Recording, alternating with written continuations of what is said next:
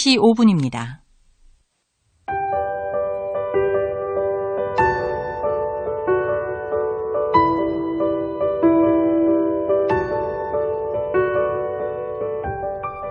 오늘의 은혜로 이 시간은 홍성 홍원침례교회 이문용 목사님의 말씀을 전해드립니다. 오늘은 고린도전서 14장 33절과 40절 말씀을 가지고 그래도 그건 아니지 이런 제목으로 잠시 말씀을 나누겠습니다. 우리는 급변하는 시대를 살아가고 있습니다. 가치관과 도덕이 해체되는 것도 우리가 경험하고 있는 이 시대의 상황입니다. 편리하고 마음껏 누릴 수 있는 삶을 살아간다는 장점이 있지만 혼란과 불안, 정체성의 위기라는 심각한 문제도 안고 살아갑니다. 그런데 우리 그리스도인들은 혼란과 불안, 정체성의 위기를 능히 극복할 무기를 가지고 있습니다. 무엇입니까? 믿음이 무기입니다. 하나님의 말씀이 무기입니다. 혼란스러울 것 없고 불안할 이유 없습니다. 역사의 주인은 바뀌지 않습니다. 하나님만 역사의 주권자이십니다. 내일이 불안하다고요? 아니요. 하나님이 역사의 주권자입니다. 불안할 이유가 없습니다. 정체성의 위기가 찾아올 이유도 없습니다. 우리는 하나님의 말씀인 성경을 통해서 내가 누구인지, 왜 사는지, 무엇이 진리인지를 정확히 압니다. 혼돈의 시대를 살아가면서 믿음과 하나님의 말씀을 무기로 삼아 승리해야 되겠습니다. 세상이 어떻게 흘러가도, 세상이 무엇이라고 말해도 믿음과 하나님의 말씀이라는 필터를 통해서 진리를 쫓아 살아가야 되겠습니다. 혼돈의 이 시대에 우리가 가져야 할 마음의 자세를 오늘 본문에서 배웁니다. 시대가 그렇고 세상이 그렇고 모든 사람이 다 그렇게 생각해도 그래도 그건 아니지라고 말할 수 있는 근거를 제시하는 말씀입니다. 33절 하나님은 무질서의 하나님이 아니시오 오직 화평의 하나님이시니라. 40절 모든 것을 품위 있게 하고 질서 있게 하라. 고린도 교회의 문제 중 하나는 예배였습니다. 은사가 강력한 성도들이 있었습니다. 그들의 예배를 인도하는 사람이 있었겠지만 성령이 인도하시는 대로 자신의 은사를 나타내며 예배 드렸습니다. 찬송시를 낭독하고 말씀을 가르치고 예언을 선포하고 방언과 통역을 합니다. 그런데 능력이 출중한 성도들이 너무 많아서였을까요? 통역도 없이 방언을 하는 성도들, 너도 나도 자신에게 성령의 계시가 임했다고 말하려는 성도들, 지금 고린도 교회가 어떤 상황인지 상상이 되십니까? 지금 고린도 교회가 그런 상황입니다. 하나님의 역사가 강력히 일어났고 은사가 부릴 듯 임하였습니다. 너도 나도 은혜를 받았고 성령 충만한데 그런데 교회가 시끄럽습니다. 이러한 고린도 교회의 소식을 들은 바울이 고린도 교회 성도를 향해 선포합니다. 너희가 아무리 성령의 능력을 받았고 자신을 통해 하나님의 역사가 나타나고 은사가 출중하고 은혜를 받았어도 그래도 그건 아니지. 질서를 지켜야지. 하나님은 무질서의 하나님이 아니시고 질서의 하나님이신데 품위를 지키고 질서 있게 해야지. 고린도 교회처럼 우리들의 교회의 예배가 무질서하지는 않은 것 같습니다.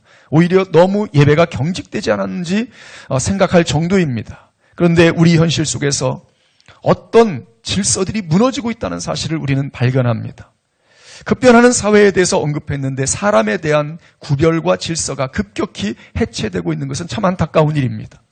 가정 내에서 아버지와 어머니의 역할이 서로 이제 달라지는 것, 뭐 어쩔 수 없는 또 당연한 일입니다. 직장에서 성별의 역할이 변화되고 어른과 아이의 관계, 전장자의 말이 절대적이지 않다는 것, 어쩔 수 없는 그런 상황입니다. 그리고 우리는 이런 상황들은 받아들여야 합니다. 문제는 남녀의 구분을 아예 없애려 하고 모든 권위를 해체시키려는 시도입니다. 하나님께서는 땅이 혼돈한 상태에서 질서를 창조하셨습니다. 낮과 밤, 하늘과 바다, 계절과 시간, 그리고 짐승과 사람까지 정해진 질서대로 살게 하십니다. 죄를 지은 인간이 질서를 파괴하기 시작했습니다. 하나님의 백성을 부르셔서 율법을 주셔서 다시 질서를 세워가시고 이제는 급기야 아들 예수 그리스도를 이 땅에 보내셔서 하나님의 질서를 다시 세우기 시작하십니다. 그리고 하나님의 질서는 지금 완성을 향해 나아가고 있습니다. 우리는 하나님 나라의 역사에 참여하고 있습니다. 그러므로 하나님의 질서를 바로 알고 하나님의 의도와 목적대로 살아가야 합니다. 질서는 억압이 아닙니다. 자유의 길입니다. 지키지 않으면 오히려 더 손해라는 것을 기억해야 합니다. 정말 못된 부모님들이 있습니다. 못된 선생님도 있습니다. 적지 않게 존재합니다. 정말 그렇게 하면 안 되는데 그렇게 하는 부모가 있고 선생님이 있습니다. 그렇더라도 부모나 자녀나 선생님이나 학생이나 똑같은 권위를 갖는다? 그럴 수는 없습니다. 부모는 자녀를 훈계해야 하고 선생님은 학생을 바른 길로 지도하고 이끌어 줘야 합니다. 같은 인격적 존중을 받아야 하는 것은 틀림없지만 그렇다고 같은 권위를 갖도록 규범을 만들고 법을 만드는 것, 그것은 질서를 무너뜨리는 것입니다. 하나님의 질서는 시간이 흐르고 세월이 지나고 세상이 변해도 바뀔 수 없는 것임을 우리는 정확하게 기억해야 합니다. 그런데 오늘 우리 삶을 가장 질서 있게, 가장 풍성하게, 가장 행복하게 만들어주는 것이 있습니다. 무엇일까요? 무질서한 고린도 교회를 향해서 서로 다투고 잘난 체하고 나서려고 하지 말고 가장 좋은 길, 가장 좋은 가치를 쫓아 살아가라고 제시해 준 것이 있습니다. 이것을 추구하면서 예배하고 은사를 활용하고 능력도 행하라고 알려준 것입니다. 너희는 더욱 큰 은사를 사모하라. 내가 또한 가장 좋은 길을 너희에게 보이리라. 무엇일까요? 가장 좋은 길 무엇일까요? 질서를 더 가치 있게 하는 이것이 무엇일까요?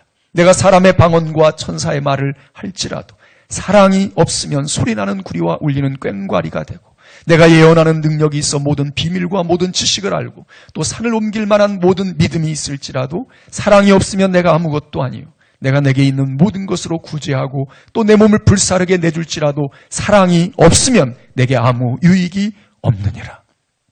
그래도 이건 아니지. 그렇습니다. 무질서는 옳지 않습니다. 그래, 바로 이거야. 그렇습니다. 무엇입니까? 사랑입니다. 사도 베드로는 이렇게 선포합니다. 무엇보다도 뜨겁게 서로 사랑할지니 사랑은 허다한 죄를 덮느니라. 하나님은 질서의 하나님이십니다. 그런데 그 하나님께서 잠시 질서를 유보하셨습니다. 하나님이 얼마나 크신 분입니까? 놀라운 권위를 가지신 분입니다. 어느 누구도 범접할 수 없는 권위를 가진 하나님이 그 아들을 비천한 몸을 입게 하고 이 땅에 보내셨습니다. 질서를 잠시 유보하신 것입니다. 하나님의 아들이 오셨는데 사람들은 오히려 그를 처참하게 죽여버렸습니다. 완전히 질서가 무너진 사건입니다. 왜 하나님께서는 질서를 유보하셨을까요? 질서를 무시하고 하나님을 죽이는 무리를 왜 제지하지 않으셨을까요? 사랑 때문이었습니다. 하나님의 위대한 사랑이 질서를 잠시 유복해 한 것입니다. 사랑은 질서 위에 있는 놀라운 가치입니다. 하나님께서는 사랑으로 완전한 새 질서를 세우십니다. 이제 우리가 사랑으로 세상을 더 아름답게 질서 있게 세워가야 할 사명을 부여받았습니다. 높은 권위를 가진 사람이 낮은 권위를 가진 사람을 사랑하는 새 질서입니다. 나보다 힘없고 약한 이들을 사랑하는 새로운 질서입니다. 이 놀라운 질서로 세상에 하나님의 영광을 나타내고 하나님의 나라를 세워가는 저와 청취자 여러분이 될 수 있기를 축복합니다.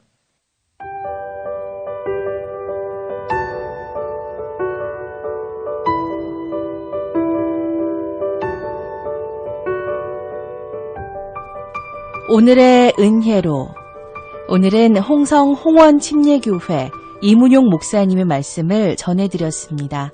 오늘 말씀은 대전 CBS 홈페이지를 통해 다시 들으실 수 있습니다.